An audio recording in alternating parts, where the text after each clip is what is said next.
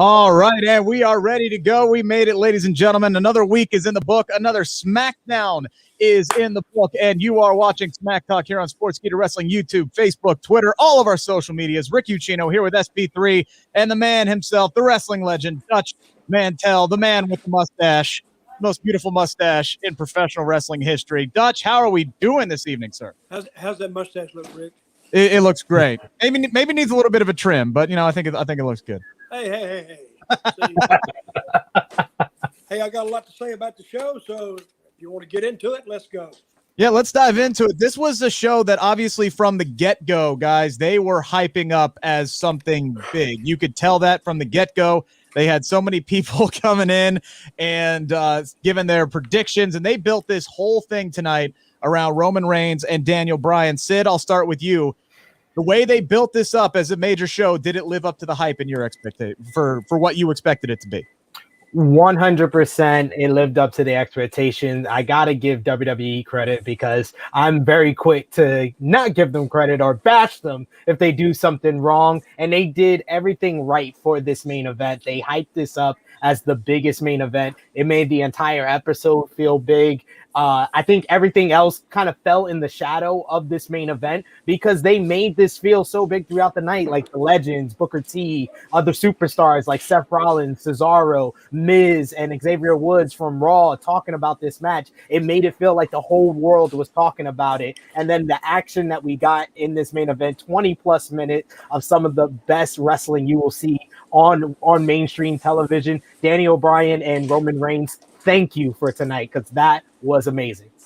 Dutch, I'm interested to hear what you thought about tonight's main event, and did it live up to the hype? Oh, yeah, the main event was great. The main event was good. Let's go back to what I said last week. Four guys controlled the first 45 minutes of last week's show. Yeah. It was boring. I think a lot of people left. I think they learned their lesson. And this week they moved that first hour along, built it all toward the end, and it paid off. It was good. I like when they asked different people about their predictions for tonight. Let me ask you, who went against Daniel tonight? Who said he? Oh gosh. What was? Maybe I'm thinking of something. I watched so much and trying to digest so much in this hour. Kofi, what was Kofi talking about when he? I think did he go against his partner though? Didn't Kofi say something when he was in the car with his kids? I think Kofi did go with Roman Reigns tonight, but yeah. I know a lot of people did choose Daniel Bryan, which kind of helped build up that Paul Heyman promo that was astounding and helped really kind of get you hyped up for this main event. I mean, say what you want about Paul Heyman. The guy knows how to cut a good promo, and he absolutely nailed it tonight. Was meticulous with those yeses. He had to say yes 3 times every single time until he got to the end, and he built it up, man. And he was good. It got it set up for the main event. I think the only complaint that I have about this is that they cut it to commercial break 3 times. Like they built this up as a big, and if that's the only complaint I have, that's good. That's a good thing. I'm nitpicking here. I would have liked to have seen somebody buy this out and have it go commercial free for the entire 40 plus minutes, whatever it was, because Daniel Bryan got introduced at 9:18, so you knew these guys were going to have the match tonight. And I think the most important thing for me was the finish. The match was great, and I'm sitting back here and I'm going, okay, they could screw this whole thing up with a really bad finish, because Roman Reigns has been getting a lot of help during this Universal title run, more than I would like to see for as dominant of a character as they book him. He always seems to get bailed out by somebody. Tonight, clean finish. That was it. He was selling the right arm, couldn't lock in the guillotine. He switched it over to the left arm. That was great. Daniel Bryan passes out. He didn't tap out, so he looks good in defeat.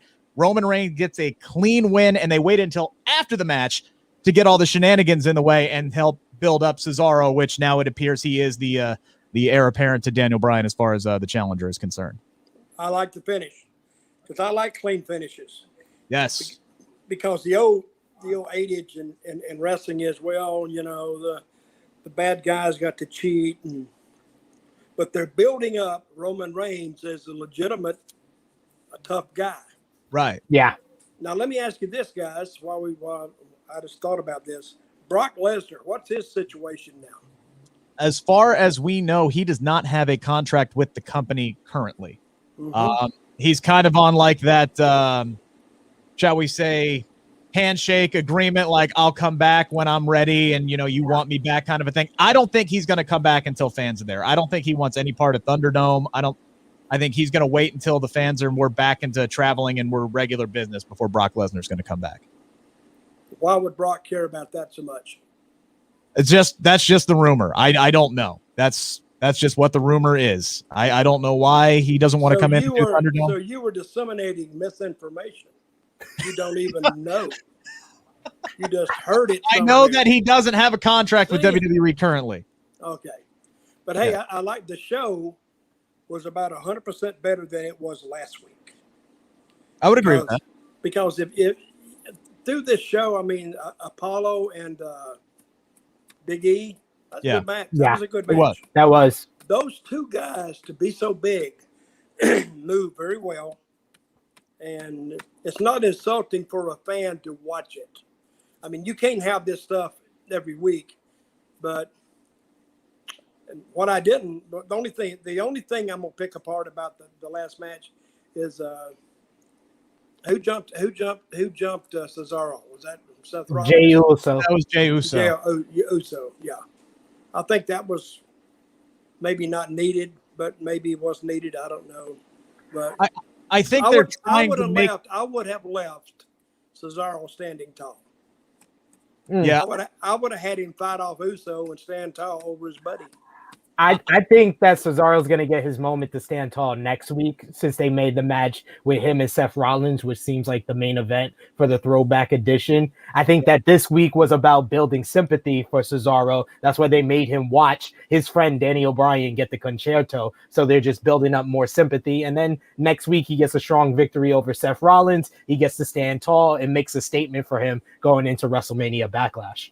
I personally, I think they were trying to make this rivalry personal. They were trying to add some kind of extra oomph to it other than just Roman Reigns not thinking that Cesaro is on his level. They wanted to give it an extra wrinkle. They wanted to have some kind of a personal vendetta type thing. Now Cesaro has extra motivation to go after Roman Reigns, right? Because they forced him to watch his friend get hit in the head with a steel chair.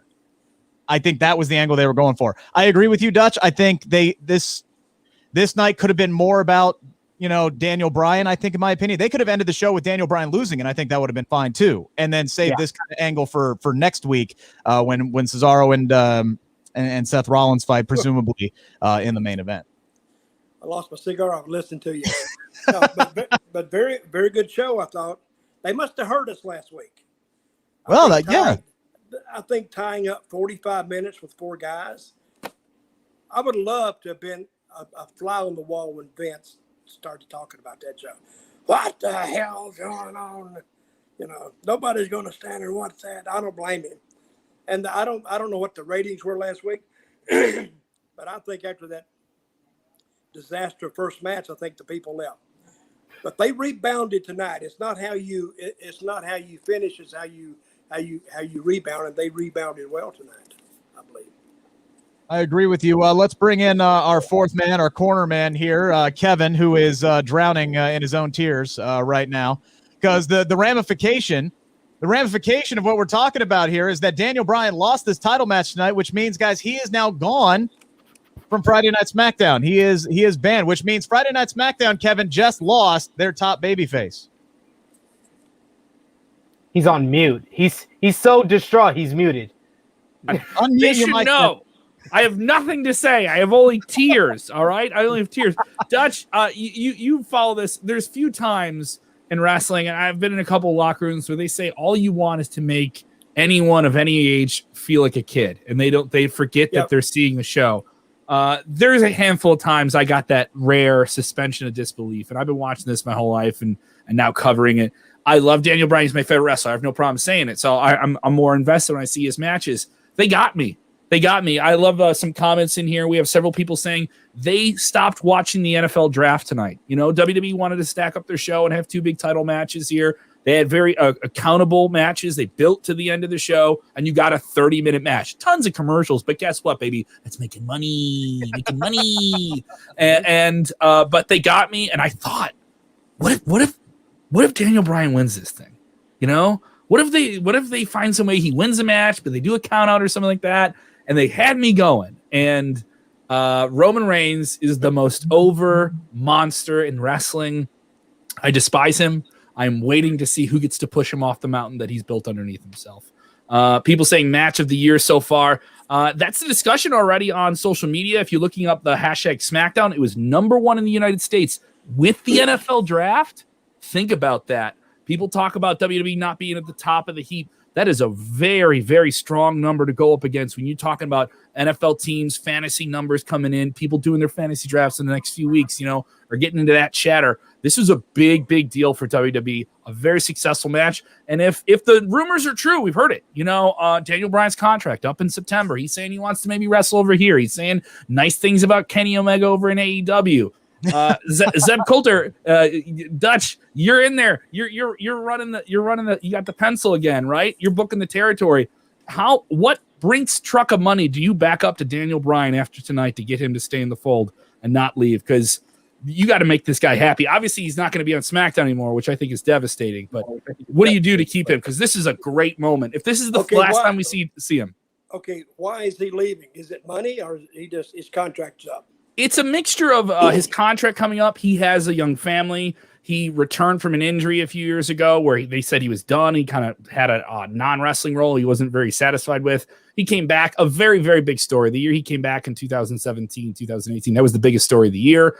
And he's done some great stuff. He just wants to do creative matches. And he said at WrestleMania, it was a fun match, but I wasn't fulfilled by it. It wasn't as great. I would almost think he probably enjoyed tonight more. And just knowing him and how he is. Well, tonight he was left. I think next to winning outright, this was the next best finish that he could have hoped for. Mm-hmm. You know, he didn't give up. He didn't quit. You know, he was strong to the end. Then they beat him up some more, so he still walked out of the ring. I think he's more over now than he was, if that's possible. But he was over before this match, and I like the way they built to it. They made it look big. They made it seem big. And sometimes, you know, WWE, you don't know what you're going to get. You know, you may get it right, or you may not. Is there a new kind of head of creative in WWE, I read, or no? That would be Bruce Pritchard right now, is kind of overseeing SmackDown and Raw. But obviously tonight on SmackDown, you saw the difference between having a 2-hour show and a 3-hour show. And they built and built and built for 90 minutes.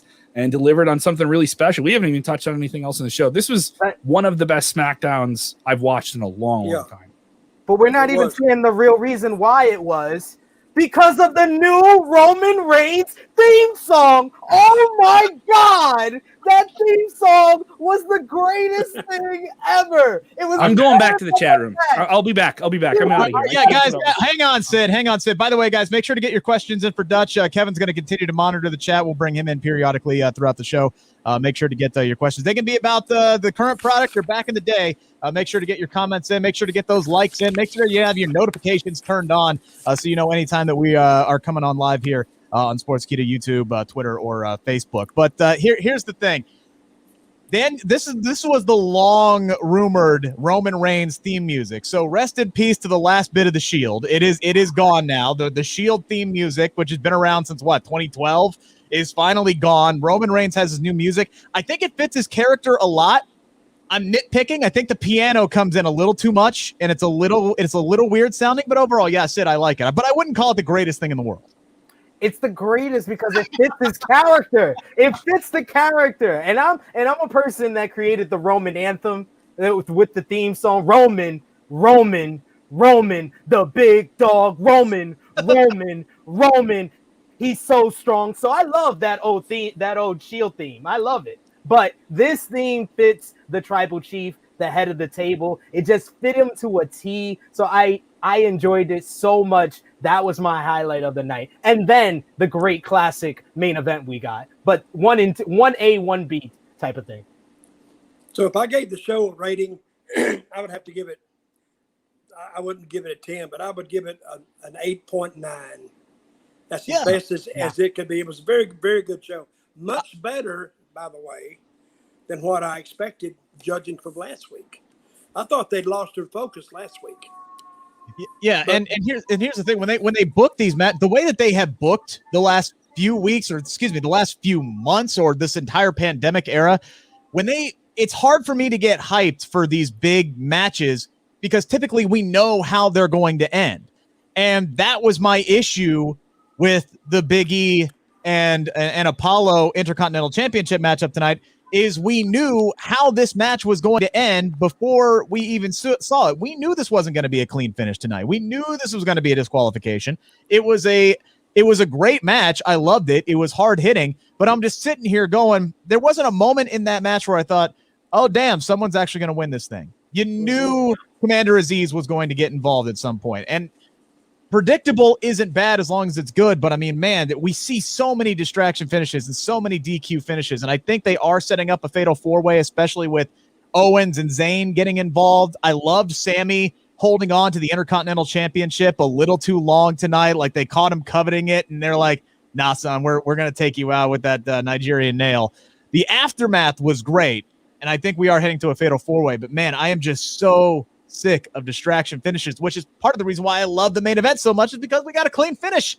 That's a low damn bar when I'm excited for a clean finish. Well, most of the finishes tonight were clean, weren't they? Yeah. In comparison to last week, where I think all but one match had a distraction finish. Yeah. Even this one with Commander Aziz, it wasn't the distraction finish that we got last week. He just straight up got involved and called for disqualification. So at least he was gonna lose and he got involved. Yeah, at least it was straight to the point. I enjoyed the finishes on the night because a lot of them were kind of like baby faces winning, like, you know, Tamina, Street Profits, and then we got the great finish with Roman and Daniel Bryan at the end. So I preferred tonight's finishes over last week. Yeah, well, it kept me guessing. I didn't know. Actually, in that last match, I said, well, let's see if they do have. And I was saying, well, I heard that he was going to leave, or he may want to go to AEW. He may want to do this or whatever, which I said, well, he'll get beat.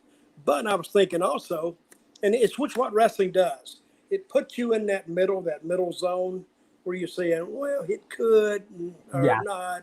But, and I was thinking, you know, we haven't seen Edge since WrestleMania, correct? No, we have not. Yeah. And I was saying, well, maybe Edge is not done.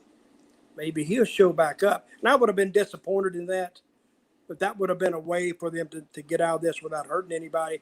But since Daniel is leaving, allegedly, I guess. I don't know. Well, we know for sure he's not on SmackDown. Yeah. Well, he could be. He could be Mr. Yes Man under the hood.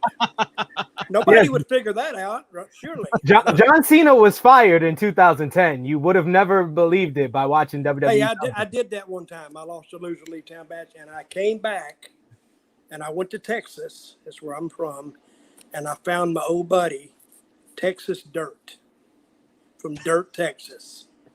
And I went down to Texas, and I found him. I didn't find him. Somebody, Bill Dundee, found him, my buddy, and they brought him back to Memphis, and I was going to fight whoever had done Dutch wrong. So my good friend Texas Dirt from Dirt, Texas, actually ran rampant for 6 whole weeks, and then I had to pull the mask off, and well, I never did pull the mask off. I think I just left. And Dutch came back. So, but who would ever figure that Texas Dirt would be me? You know? I heard he's really good friends with the Midnight Rider and Mr. America. That's rumor.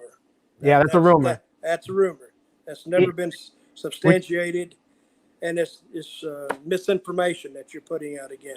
Innuendo. You said you forgot La Luchadora too, by the way. So you could throw her into that faction. And Juan Cena too. But see some of those old angles we used to do, they're so old, they're new again. Yeah. I mean, they've seen most of them by now, but there's some things you can bring back that maybe you'd have to be a wrestling fan 30 years ago or more to have seen it. And that's the beauty about wrestling. But I do like they changed their style up this week. And I was thinking, well, they maybe learned their lesson last week. Let's don't tie the first 45 minutes up in the show in 4 guys. And they didn't. I mean, they ran them along. I did like the match with Montez Ford. Yeah. And what's his partner, Dawkins? Yeah, Angela Dawkins. And Bianca, and against the Dogs and Bailey. That was good. Yeah, I thought that was just the right amount of time for you not to lose interest in it.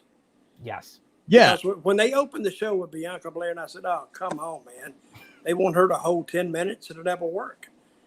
But they outsmarted me. No, she didn't hold. Here come the Dogs, and then here come Bailey, or Street Profit came out. Here And comes Street Bailey. Profits. Then Bailey came, which I didn't expect.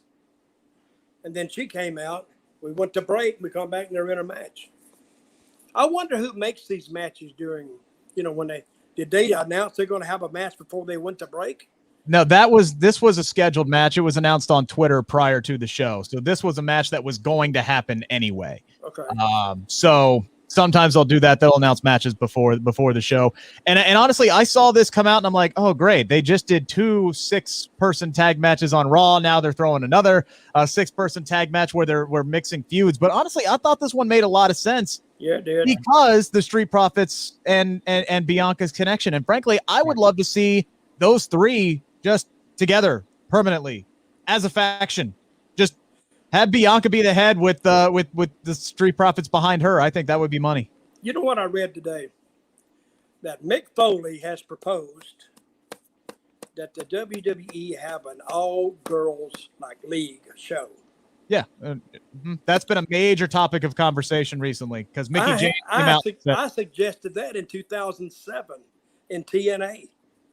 I actually pitched it to Vice. Pitched it to the network we were on. I forgot what network we were on. Spike TV. Yeah, I pitched it to them.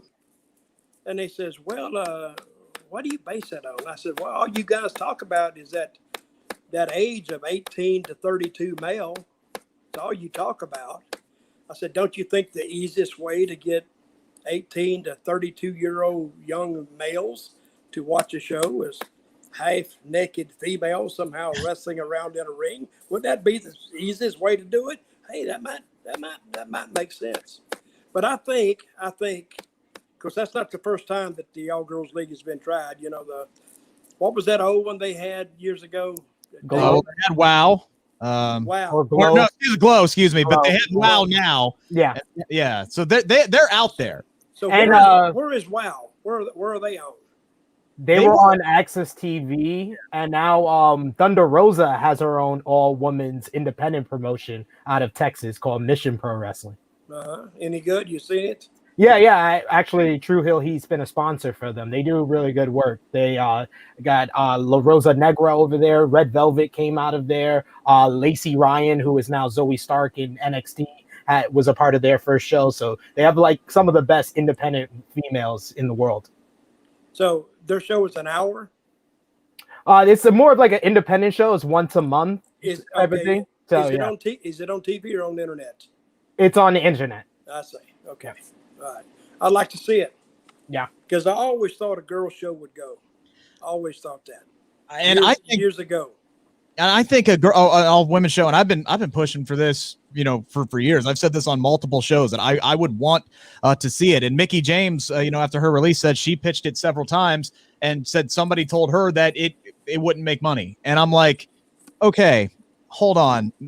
Maybe you know more about the business side than I do, but you got an entire fan base who wants to see more of the women. You have the deepest women's roster you've ever had, the most talented women's roster that you have ever had. If there is ever a time to try an all-female show in WWE, put it on Peacock. Who cares? Try it out. See what numbers it gets.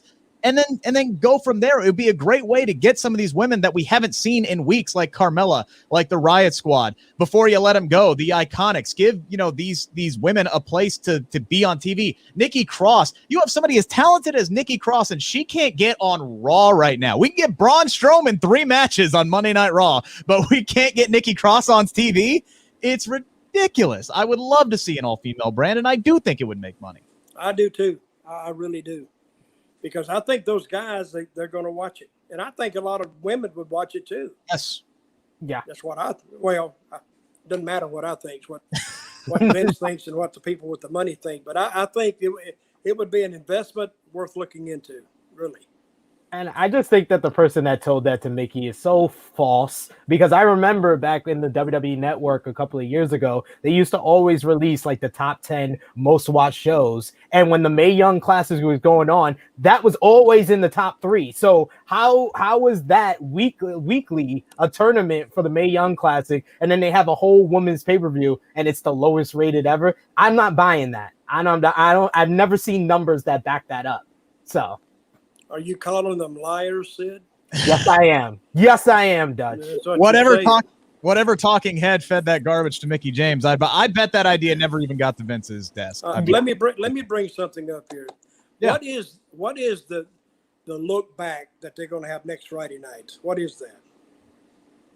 Oh, so they're going to do kind of like a retro show, which is interesting because the way that they put the trailer together, it was like we're going to go back to like the 80s and the 70s and 80s style, but SmackDown wasn't around in the 70s and 80s. So this is going to be weird. It's going to be kind of how long has SmackDown been on?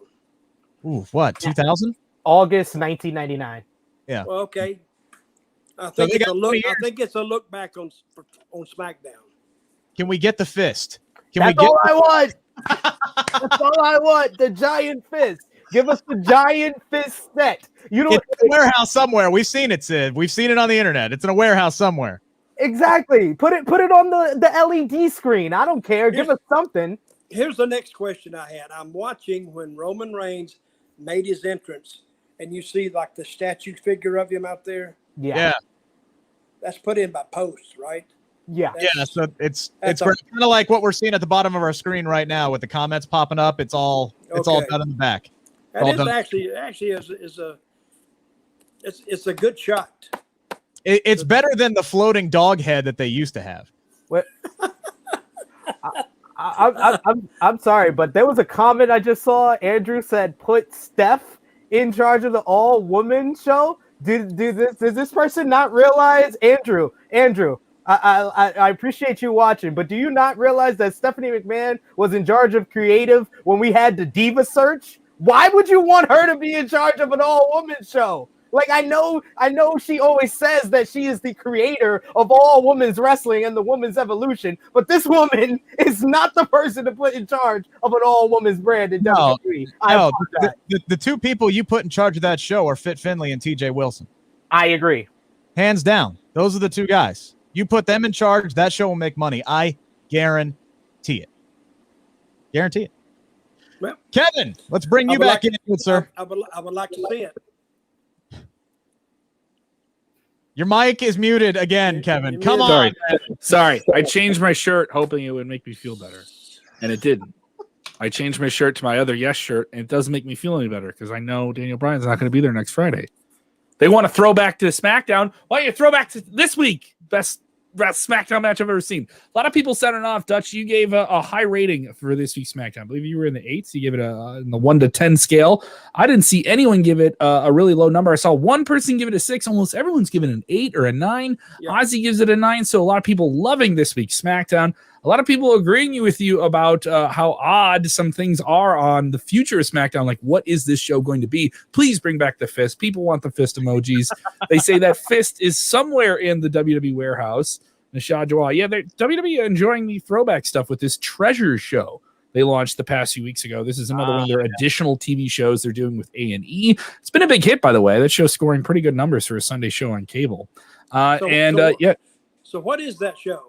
That show is basically it's Triple H and Stephanie, but really them working with their archivist team to go find specific collectibles that are tied to superstars, like the robe of a certain superstar. Recently, they went looking for a specific championship belt that was made for The Rock, and how they were going to use this belt, but that they didn't use this belt, and they're doing all different. It's kind of fun, especially if you're a really nerdy fan. But the show's doing pretty well. I mean, it's doing around 800,000 people.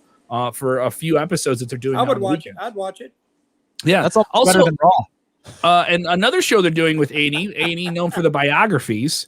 They're known for the biographies. They recently featured one on Roddy Piper, who they're doing several more. They did one on Stone Cold Steve Austin. But several fans wanted to know, Dutch, do you have any great Roddy Piper stories? Well, I wasn't around him that much, really. I remember one time he went to the Dominican Republic, and I remember telling him and other people telling him about how dangerous Puerto Rico was, and Dominican Republic was even worse. I don't think he believed it till he got over there.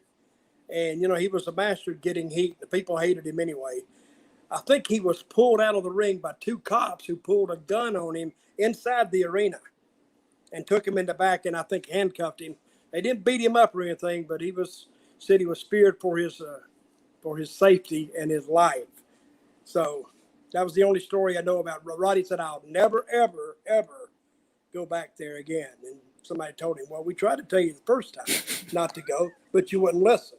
So, and I think Flair even told him, "Hey, don't go to Dominican Republic," because he had a run in. Flair got beat in the Dominican Republic by their big hero, and the people still wanted to kill him. Jeez, so when you get beat and they're still hating you, I mean, there's nothing else you can do except try to get off the floor.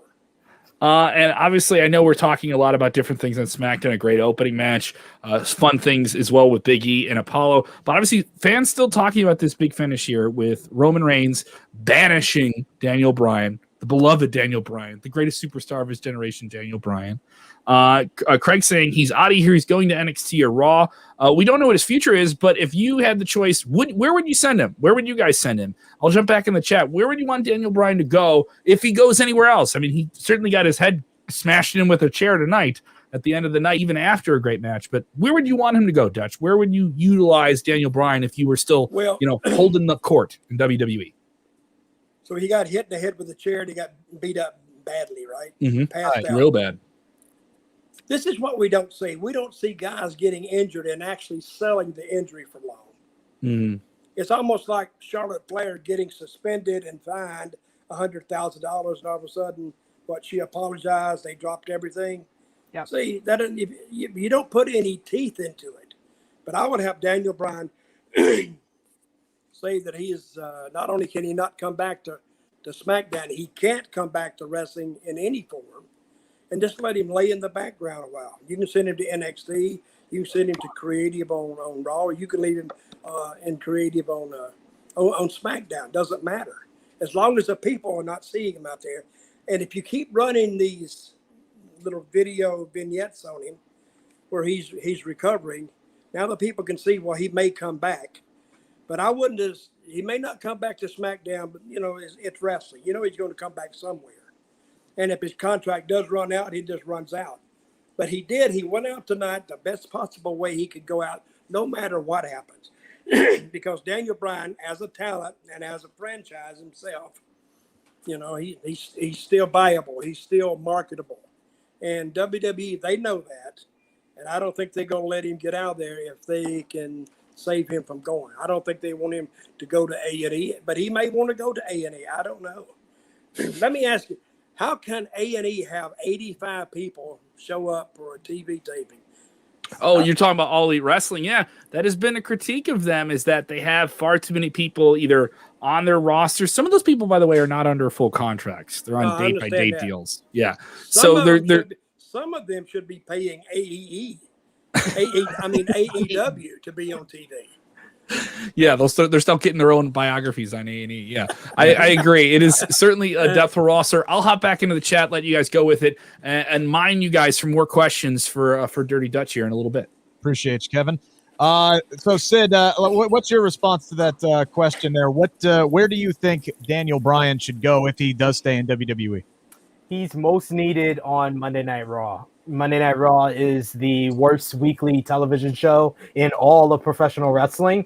And what we've seen with Daniel Bryan in creative is that he's given more people opportunities to shine. We had Nakamura have his moment in that gauntlet. Cesaro is about to get a shot at the Universal Championship. Drew Gulak for a while was getting a spotlight on SmackDown. So SmackDown has really taken advantage of the superstars that are underutilized. And I think that Raw needs that. And if Daniel Bryan being over there in creative, on camera, or whatever type of form or role he could take on. I think he's most needed on Raw. But do I see him going there? No, I actually see him going to NXT because that has more matchups for him to explore.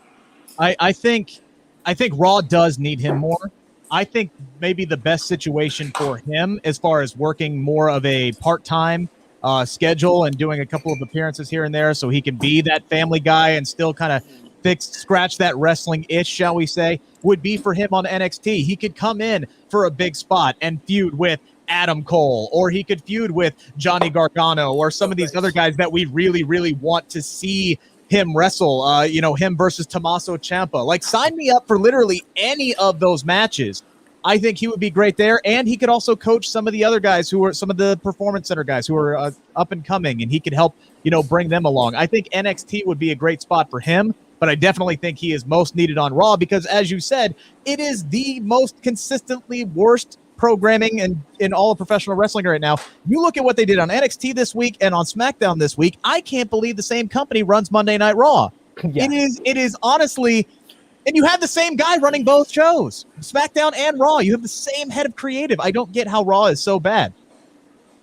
Well, you could almost say that you're talking about Bruce? Yeah. Well, he may be overextended. Yeah. I mean, you can have too much.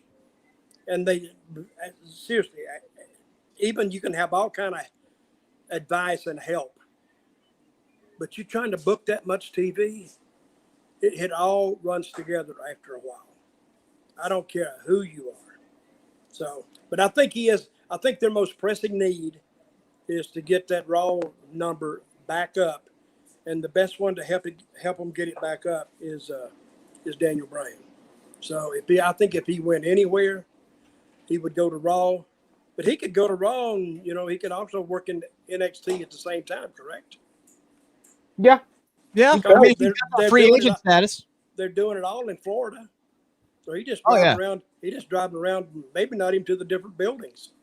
He may go into the same building doing the same show with just under a different name. Okay, let me go to this. What's his name? Aleister Black. Aleister Black. Yeah. Aleister Black. What did he say tonight? He lost me. And I'm even reading the captions. I went, what the? Oh. Yeah, this is kind of some like Fiend level stuff where he's diving in deep on whatever story it is that he is trying to tell. But basically the biggest takeaway that I got from this is that, basically like the American dream, right? The great upbringing and the suburban house and the white picket fence and all that stuff is a lie. It's not real. It's not obtainable. And he said his dad gave him that advice when he was a young kid and that he could help all of us out and show us the way, but he's actively choosing not to. So he's obviously in some way, shape, or form coming after the fans. So he's obviously giving off kind of a heel vibe. I honestly don't know what he's talking about, to be completely honest. I'm just taking shots in the dark. All I know is the production value is great. Yeah. Trying to get some kind of message across. I don't know what it is. Maybe it'll add up at the end, but I'm not completely sure. But I'm intrigued by it. I'm interested to see where it's going to go. I just hope we're on chapter 2 now. Let's not have like chapter 12. Like, can we stop this at like chapter 4? Like, can we just, or even chapter 3? Like, can we just end this next week and then boom, he's back in the ring wrestling somebody? I think if they go past 3 weeks with it, they've lost the people.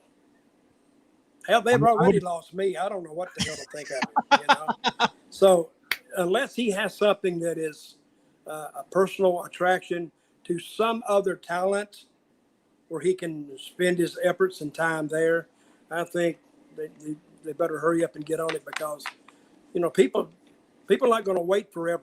They want to see results right now, or they want to see maybe try to figure out where he's going. And hell, we can't even figure it out where he's going. Right. So, no. I mean, I need to go back and watch him again to try and pick it up, which in and of itself, if you don't understand what's going on as it's happening, is it a good vignette? Is it a good promo? I would honestly say no. I'm intrigued by it, but I have no clue what the hell's going on, Sid. I am the Aleister Black expert, and I am here to interpret what Aleister Black had to say. I am convinced now. My theory is the Dark Father is from the same origin or they're from the same Earth 2 as Sister Abigail. It's just something, a figment of Aleister Black's imagination. He's not teasing a new character coming out. It's just a figment of his imagination. And his first feud, it's been right in front of our eyes the whole time. Who's the other father on SmackDown? Oh, Rey Mysterio. Rey Mysterio. And who's the person that kind of, you could say, led to Aleister Black getting his eye popped out of his brain? Rey Mysterio. Who was the guy that he got thrown off the roof with? Rey Mysterio. It's all leading to Aleister Black versus Rey Mysterio. That's why he's a heel. The Dark Father is just a figment of his imagination, but he wants to go after horrible fathers, and he considers Rey Mysterio one. Now that would not be a bad, a bad call right there. Obviously, there is some history there. That would be a little bit of that word we like to throw on, long-term booking. All right, that would be a nice little callback to what we saw happen from Money in the Bank, hell, all the way until Aleister Black left television in September or October, whatever it was. And Rey Mysterio is a guy who, he's one of these bulletproof guys, right? Like he can hang off of his resume, off of his career. Like if he loses a match, it's not that big of a deal. Like Randy Orton losing a match on Monday Night Raw to Riddle, doesn't matter. Orton's bulletproof. That loss doesn't hurt him at all, but it makes Matt Riddle. Aleister Black could come back and beat a guy like Rey Mysterio. Doesn't hurt Rey at all, but it helps Aleister Black. Exactly. I would be all for that, to be completely honest with you. And Dutch, I'm excited to see you get to watch Aleister Black wrestle, because I think you'll like him. Well, I've seen him work before, but I didn't pay any attention to him, to tell you the truth. Because I have made a solid vow to myself to watch as little wrestling as I can, which is why I was glad I saw tonight. Because now they've shown me what they can do if they want to do it. They have the talent to do it. And all they got to do, I mean, the work is there. The guys work their butts off. I mean, they can't work any harder. Now they just need some help from creative. And like that finish, that clean finish right at the end on Daniel, I think it helped Daniel more than it hurt him. I don't think he's almost another guy that's almost bulletproof. I would agree. Because people believe him. When he talks to you, when he does a promo, it's like he's sitting down in the seat next to you and he's talking right to you. That's what good promo guys do, because if you understand them, you like them, and they seem sincere. I think people buy into that, and they bought into Daniel Bryan. Where did he win the match? Was it WrestleMania 30 in New Orleans? Yeah. Where the people stood up and like, oh my God, I can't believe this happened. I mean, I don't think anybody in the I was there. I didn't think anybody in the dressing room knew who was going to win. Because I didn't go around. I was there then. I didn't make it a habit to go around. Oh, what are you doing? What's the finish? So when he won, it kind of shocked me too. So, but it was a great match. So now WWE Creative has shown me what they can do. Now they've set a standard. Let's see how long they can hold that standard. If they hold it, if SmackDown holds like this, their ratings will go up. Yeah, what were their ratings last week? 1.7, 1.6? I think they were back over 2 mil, if I saw correct. So what rating is that? That's a good rating. It is nowadays. Oh, 2 for million sure. people watching it. Yes, it's very good. It's SmackDown is consistently the highest rated, But cable it's a 2-hour. It's a 2-hour show. It is. It's harder, guys. I've done it. I mean, a 2-hour show is a lot easier to book than a 3-hour show. Now, I know the money is there on the 3-hour show. I got it.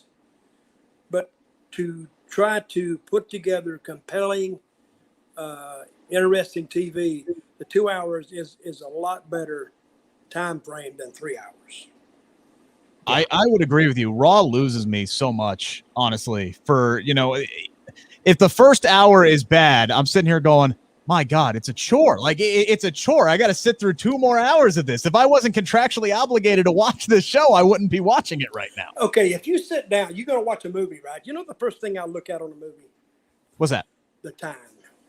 If it says 2 hours and 30 minutes or more, I go, I don't know, because hell, that's a commitment almost, a 3 hour. But if it says, it's like 110 minutes. Okay, then I can do that.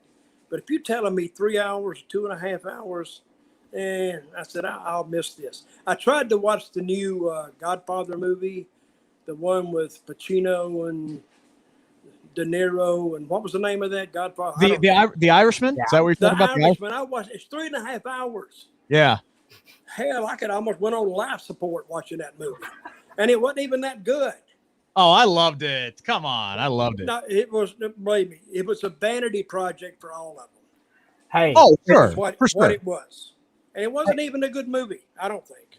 Hey, Dutch, the Snyder cut of Justice League is over 4 hours long. You could watch that one if you got HBO Max. As soon as I get off this, I'm going right in there and watching it. Where is it? Is it on Netflix? HBO Max. Or well, it was. I think it's gone now. They only had it out for like 30 days or something like that. And what's the name of it? It was Justice League. Yeah. So the superhero movie. So you like that? No, I didn't. I hate the DC You didn't universe. like it. No, I think it's terrible. I think the DC universe sucks. I'm a Marvel guy, to be completely honest with you. I'll watch those Marvel movies.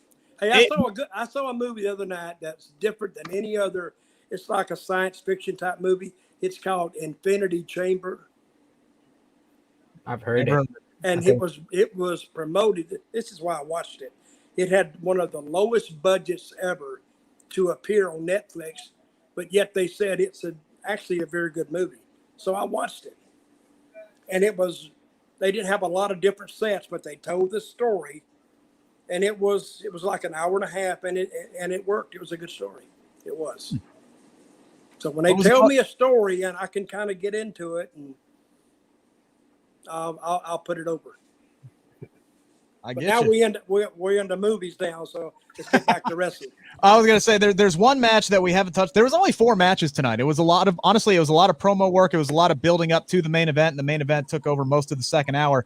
The only match we really haven't talked about was the tag team match. Tamina and Natalya jumped Shayna and Nia Jax backstage before the match got underway. And honestly, I thought this was their best match that they have had so far for like the first 3 or 4 minutes. And then once again, it went off the rails with that predictable stuff that we always see. Reggie tries to get involved. There was some outside interference. And then Tamina hits a splash on Shayna and pins her. Yep. Shayna Baszler, who was this unbeatable monster this time last year, got pinned by Tamina tonight in what was like her 19th loss so far this year. It is unbelievable, Sid, how far she has fallen down the booking order here. Like, come on, Shayna Baszler. Why are they doing this to Shayna Baszler for? Like, why? Like, I understand a couple of fans had a couple of drinks and they were really into Tamina at WrestleMania. I get it, WWE. I get it. The Tamina chant really got to you, and you're convinced that your new top babyface on the SmackDown roster, it isn't Bianca Belair, it's Tamina. Tamina is on a roll. She's beaten Nia Jax and Shayna Baszler in consecutive weeks. I think she's the only female in the past 365 days that could say that. That's beating them back to back outside of Charlotte Flair, maybe. I think that she's the only one. Nia doesn't get pinned. Nia does not get pinned, and she got pinned by Tamina. Exactly. She did. Was that tonight or last week? Last week, and now this week she beat Shayna. So nobody meaner than Tamina. I get it, WWE, but we need to show some respect. What'd you say? Don't be meaner. Nobody meaner than Tamina. Nobody meaner than Tamina. That's my new T-shirt. I'm coming out with it tomorrow. Nobody meaner than Tamina. Okay, that was good. So that is good. But the saving grace of it, like saving grace of a lot of matches, it was short. Yeah, and now I'm a Johnny come lately to all these. You guys know all the past history. Sure. But that Reggie guy, I think he's missing the boat or something. I don't get him at all. I don't need because I don't understand his background, where he came from. But they're gonna pull the trigger on him, and something's gonna happen. They need to go ahead and get that out of the way. They need to split Nia and Shayna. They have been teasing some tension between them, and now they're starting to lose matches. They got to take these titles off of them at some point. They're losing too many matches. The women's tag team titles don't feel like they mean anything anymore.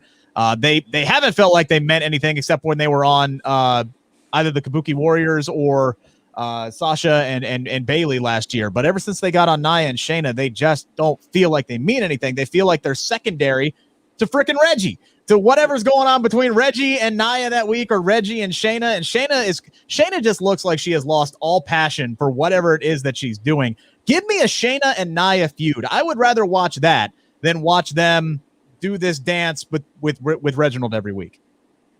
Well, it's not interesting to me, and I think Reggie doesn't even look right out there. Hey, this is one of my major complaints about the show. Who in the hell is that female referee? I looked at her. She's bigger than Reggie. Reggie's a small guy. Yeah, I know, but she's not a small woman. I just brought that up. Who is she? They don't mention referees' names, do they? No, not her name is Jess. Her name is Jessie. She came up from NXT last year, so she was a referee in NXT, and they brought her up to SmackDown. Okay, is she a wrestler or no? No, I don't know. No, I don't think so. She's just been a referee. I don't get it. I just don't get it. I mean, and I don't know why they don't say referees' names. They say it in football and basketball and everything else. Why wouldn't you? Usually, if they get involved in the finish or something, they'll mention their names. But yeah, I think correct me if I'm wrong, Sid, but don't they say who the referee is in the AEW matches on Wednesday? Yeah, they usually always say, like, if the referee's Rick Knox or Aubrey Edwards, they kind of always mention that. WWE, it's literally if the referee is going to be involved in the storyline, that's when they tell us what the referee's name is. Yeah. But one note I wanted to say about that whole women's tag team segment, how worthless is Reggie? Like, he just let his girls get jumped in the back, and he's just standing there. And then he's mad late to go check on them. Like, his drip was very immaculate. I will give him credit for his drip. His suit looked great, but he's just worthless as a manager. Like, how do you let them get jumped like that? Like, he doesn't even do what he does well anymore. He's not doing the flippy stuff anymore. Like, at least when he came out there, he was going to show off some athleticism, but like, he doesn't even do that anymore. He just stands there, jumps on the apron, gets smacked, whatever it is. So where did he come from? So, okay, he was Carmella's like errand boy, basically, for a while. So they brought Carmella, they took Carmella off of TV last summer. They brought her back in this new character, and Reggie was like she called her the sommelier. He would bring her wine and crap like that. And eventually he became the star of everything. And they shoehorned him in with Bianca and Sasha, and he's bounced around with like 5 different women in the last like 6 months. Okay, so are we overlooking something? Didn't Nia Jax, didn't she get flowers last week? She did on Raw. From on Raw. Garza. Yeah, Angel Garza. Okay. So Who's a very talented wrestler, by the way. Oh yeah, we didn't even hear. I know him. We had him in TNA for a while. Very good. But it was something I was going to bring up. You know how to save some of these guys, and instead of a clean finish, say when you don't want to meet a guy, instead of a DQ, they don't ever have time limit draws. Something else that AEW does that is very useful to them when they need it. Where you can put the clock up and let them go. In 10 minutes, can take you to 15 very easily if they have a good match. I would have loved that tonight for Apollo and Big E. That would have been so much better than Aziz just pulling. Imagine Big E hits the big ending and the clock runs out as the referee's hand is coming down for a 3 count. Mm-hmm. Yeah, that would have been so much more impactful and so much better than the lazy Aziz pulling Big E out of the ring and punching him, and now we got to call for a disqualification. Yeah, it made Apollo look better too, I think. Yeah, that is. Oh, they had a good match. They really did. And they did some very athletic moves. That Apollo surprised me. He's great. He's much more agile than what he looks because he's so muscled up. So Sid, just to clarify. Yes. You said that Reggie was worthless. He was worthless this week. He let his girls get jumped, and he didn't have their back. Where I'm from, you never let your friends get jumped, and especially if you're the manager. I see. Come on. I just want you to know one thing. He talks very highly of you. Well, because I talked to him last week, and he said, "You know that Sid guy? I really like him. I said, oh yeah, he's a nice guy. And here you're on here just blasting him for being worthless. Now, actually, when you talk about some of the things he did in the match or he didn't do, that's not entirely his fault because you can tell he's green. Yeah. Whoever produced him didn't tell him what to do. So instead of blaming him being worthless, I think the agent who was producing that match or helping him didn't quite get it across to him what he needs to do. So, do you think this is kind of a sink or swim kind of thing? Like they're throwing him in the deep end to see what he can come up with on his own? Or do you think they're failing him by not giving him enough instruction? No, they're failing. If you're going to put him out there, you have to instruct him. Don't put anybody on TV if you're just going to say, well, let's see what he can do.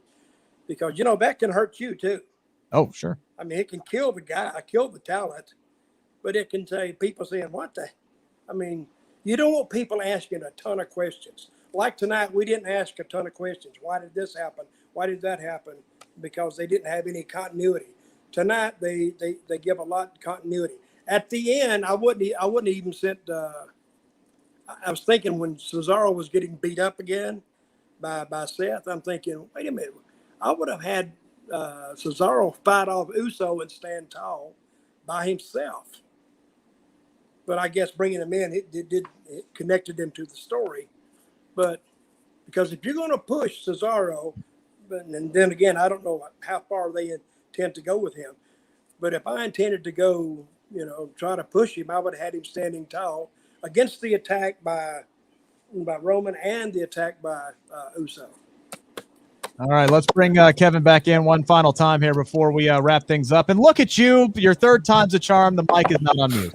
There we go. The third time's a charm, Rick. I love how you're the radio guy and you have to bust my chops for it here. I'm trying not to distract from the program. I'm trying to go through the process of understanding that Daniel Bryan will not be on SmackDown.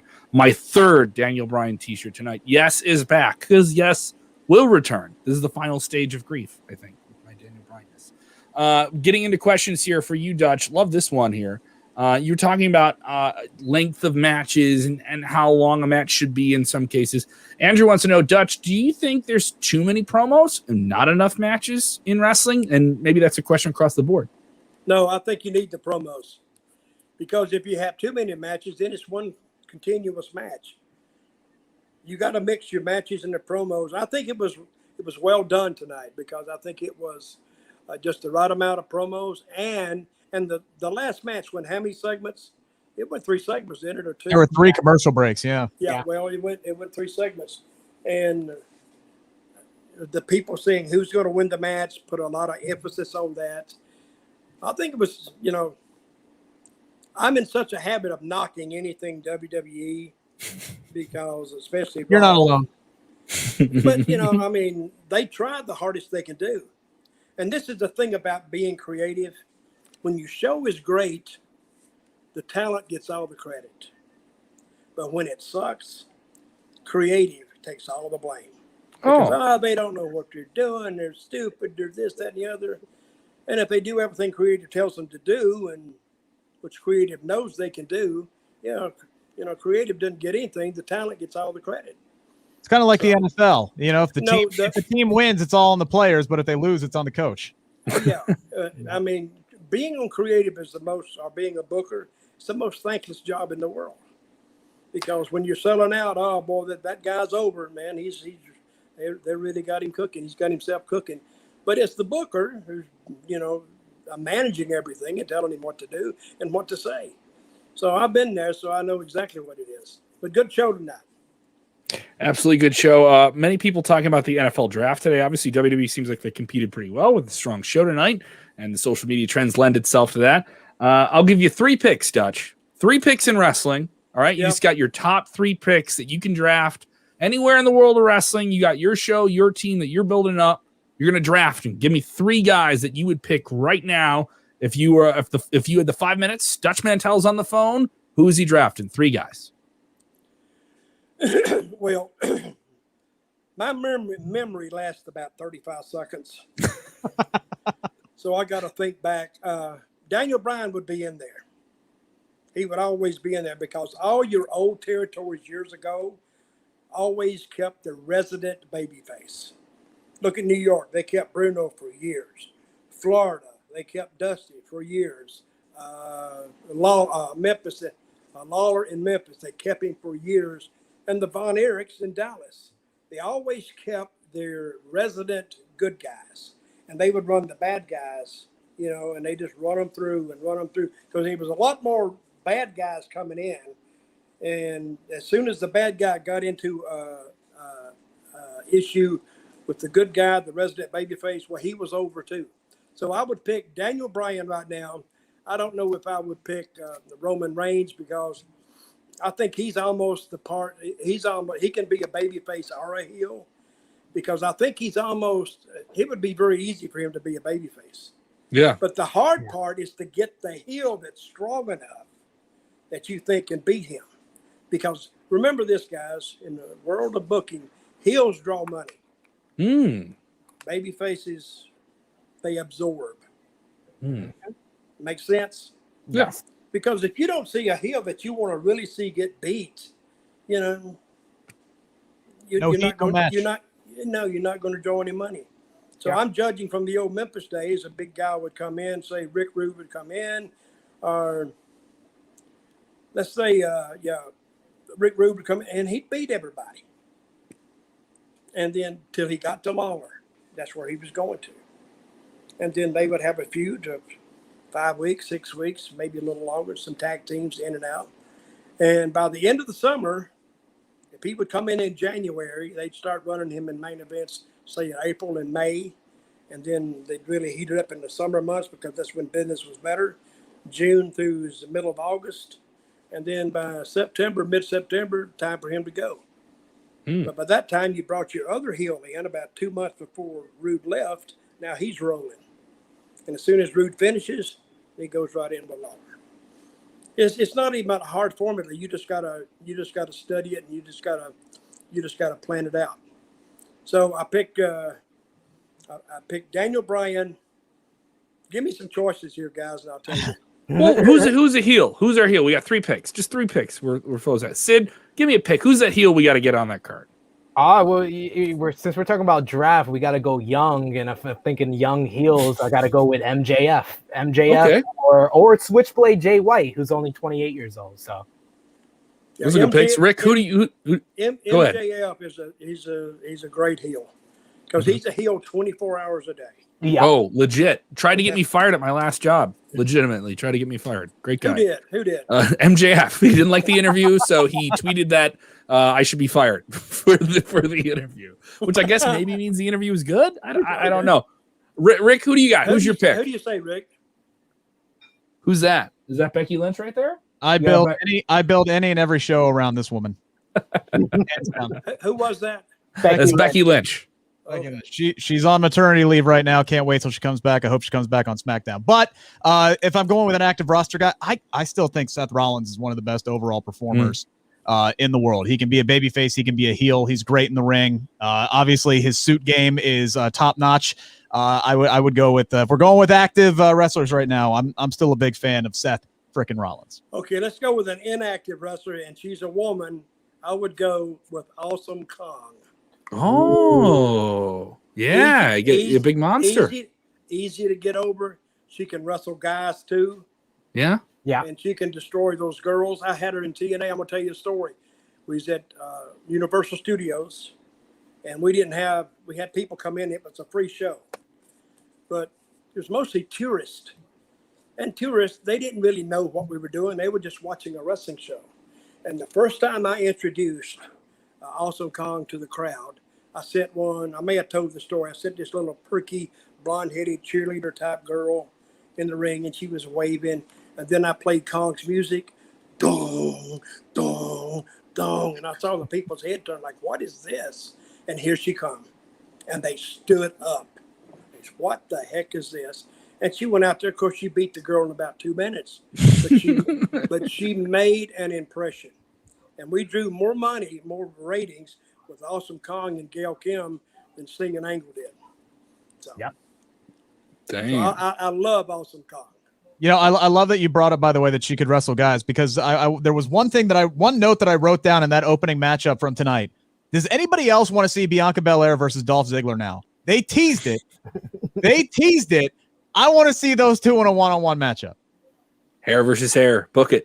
I like it. I would do it. I like she used her hair like a bullwhip. Oh, Yeah. love it. Love it. I was gonna say I love that was the difference maker, because the Street Profits just lost to the Dirty Dogs. The difference here was they had Bianca's hair whip. She was the difference maker for them. So I love that. For that match to be believable, it's man versus woman. I know we're gonna have to handicap Dolph just a little bit. Yeah. So what would you do?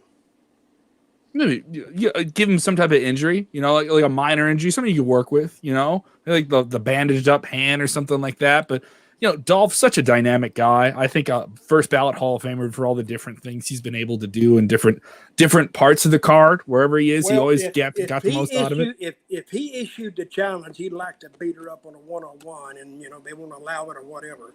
What if he had one arm tied behind his back or one arm restricted? That would work, I think. Yeah. Yeah, you can still get a solid sleeper in with those biceps, those big arms, man. You can still get one in there. Yeah. Got a question coming in here. Jay Feliciano, a man I know knows a thing or two about behind the curtain of wrestling. Jay, is this question for Dutch. Any thoughts on organizations like MLW, Impact, New Japan Pro Wrestling securing TV deals in hopes of and dreams of large company and growth and success? This is true. MLW even talking about doing a deal with WWE for some collaboration, but they have their own TV deal on Vice TV. Impact obviously has Access TV. Their parent company owns the television channel, and New Japan securing a deal with Roku, the streaming service, putting them on a lot of different devices. What do you think of this? There's a lot of televised wrestling right now, a lot of choices, and it feels like a wider open market than it was a few years ago. Well, Netflix, they could support it. They could support a company. Amazon too. Mm-hmm. They could put their own company together, put it on their own TV. So, but you have to watch, because you have too much wrestling, you dilute the market. And I don't know if they want to go out and tour. I don't know what they want to do, but it has surprised me that Netflix hasn't already been approached for something like that, or Amazon. That we know of.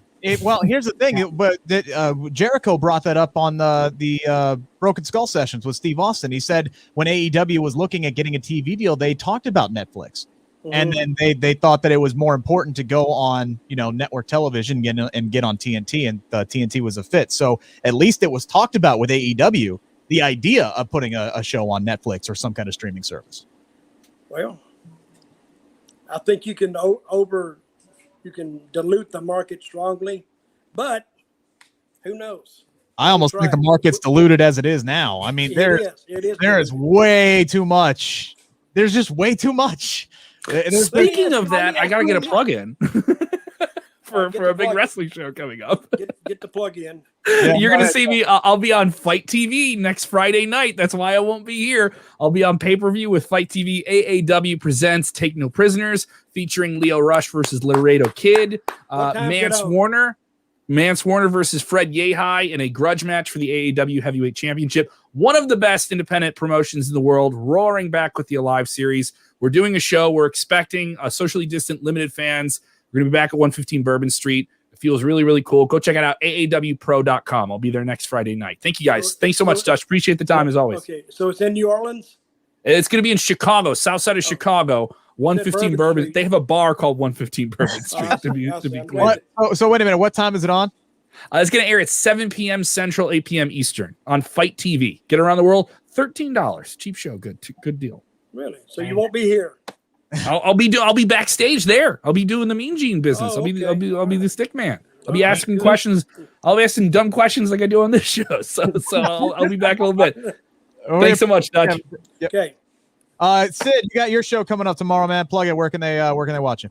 Head over to the True Heel Heat YouTube channel. We got True Heel Heat 123 with myself, Miss Chrissy Love, Top Guy JJ, talking about the latest in wrestling news, including the comments from Carmella on the Bella Twins podcast, as well as Mickey James' comments on the GAW podcast. We get into it, talk about the whole trash bag incident. So check out True Heel Heat 123 on the True Heel Heat YouTube channel. All right, Dutch, what you got going on? Nothing. I'm just sitting here, just enjoying. I'm sitting down here in Florida, retired. just talking to you guys is what I'm doing. So, but hey, I got a Facebook page, just Dutch Mantell, and I got a Twitter one, Dirty D Mantell. I go on there every now and then to stir some stuff up, but it's almost to the point I can't even read Twitter anymore. I just can't. It's too much. You're not alone. You're not alone. It's too much political stuff and this, and I'm so sick and tired of hearing it. I just can't listen to it anymore. The muted word function is a lifesaver on Twitter for sure. What is that? If you go into your settings, you can go under muted. Muted. You can mute people and you can mute words. So you type in words and you won't see those pop up on your feed anymore. Okay. Well, so you can definitely check that out. You can follow me. So we can agree tonight that the show was pretty good, right? Fantastic. Yes. I did. With the exception of the women's tag team finish and the another distraction finish for Big E, but I'm nitpicking there. Overall, I really, really enjoyed it. I thought the show flew by tonight. It did fly by.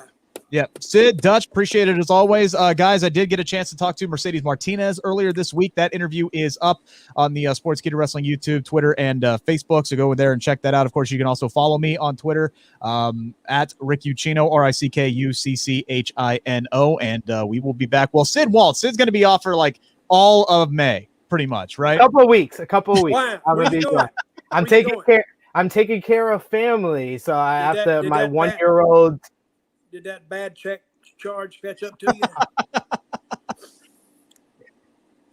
Hey, no. The wife. The wife is doing more evening hours, so I have to be with the kids. I have to do the daddy duties. So got it. Yeah. Contract dispute with SK. We got it. No. So we need somebody to fill in for you. You know who I suggest? Reggie. Cool. And let's see. There you go. Reggie. Let's see if he really is worthless. I'll send the email to WWE. We'll see if we can get this done. Guys, I appreciate it as always. And thank you to everybody who stayed with us throughout the day, who gave us a comment, who gave us an engagement. We really appreciate it. It really helps drive up our audience. And come back next week. It'll be me, Dutch, and somebody else riding in the sidecar here. We'll see you guys. Have a great weekend, everybody. See you guys.